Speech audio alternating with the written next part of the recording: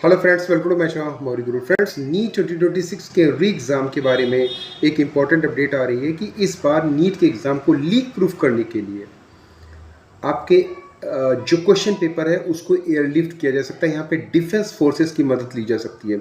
क्या ये कारगर कदम होगा या फिर इसी कदम से आपका नीट का पेपर लीक प्रूफ हो जाएगा? मीन्स नीट का पेपर फर्दर लीक नहीं हो सकता है री एग्ज़ाम में। ये पूरा डिटेल में हम बात करेंगे और कौन कौन से ऐसे इंपॉर्टेंट कदम है जो वाकई में उठाने जरूरी है वो हम बात करेंगे, क्योंकि ये गारंटी नहीं देता है कि केवल पेपर को एयरलिफ्ट कर लेना या फिर डिफेंस की मदद लेना ही पेपर को बचा सकता है लीक प्रूफ से। पूरा हम डिटेल में बात करेंगे। फर्स्ट टाइम चैनल पर तो सब्सक्राइब कीजिए, वीडियो को लाइक कीजिए और शेयर कीजिए।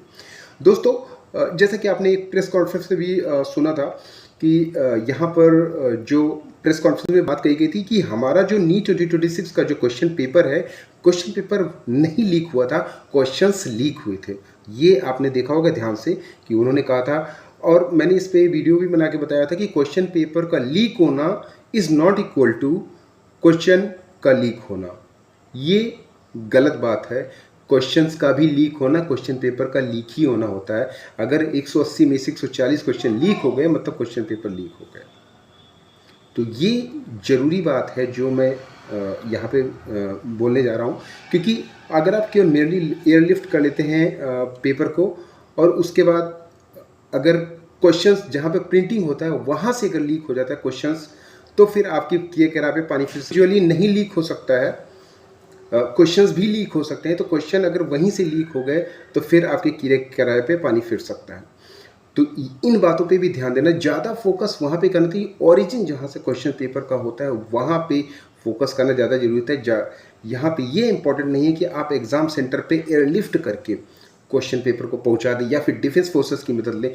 हो सकता है इसके बाद भी अगर क्वेश्चन पेपर लीक हो जाए तो आप क्या करेंगे? तीनों डिफेंस फोर्सेस को यहाँ पे लाएंगे, एयरफोर्स, नेवी और डिफेंस सर्विसेज सारी यहाँ पे आ जाएंगी।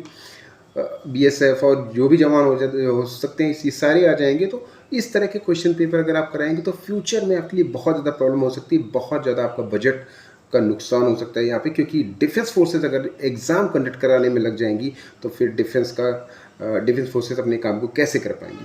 तो एक्चुअल में जो ओरिजिन है उस पर ज़्यादा फोकस करना है, क्योंकि ये भी गारंटी नहीं देता है कि आपका क्वेश्चन पेपर लीक प्रूफ रहेगा कि नहीं रहेगा। क्योंकि अगर वहीं से क्वेश्चंस ही लीक हो गए तो फिर जैसे पिछली बार हुआ था, बोला गया था कि क्वेश्चंस लीक हुए थे, क्वेश्चन पेपर लीक नहीं हुआ था। क्वेश्चन पेपर अगर नहीं भी कोई पा जाता है और क्वेश्चंस ही पा जाता है, क्वेश्चंस मिलने के बहुत सारे जरिए होते हैं। बहुत सारे ऐसे यहाँ पे लोग हैं जिनको क्वेश्चंस ही याद हो जाते हैं, वो सारे क्वेश्चंस को बता सकते हैं।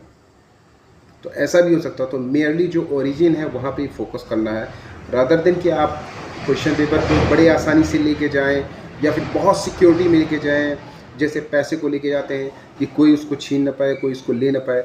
ये यहाँ पे प्रॉब्लम की सॉल्यूशन नहीं है।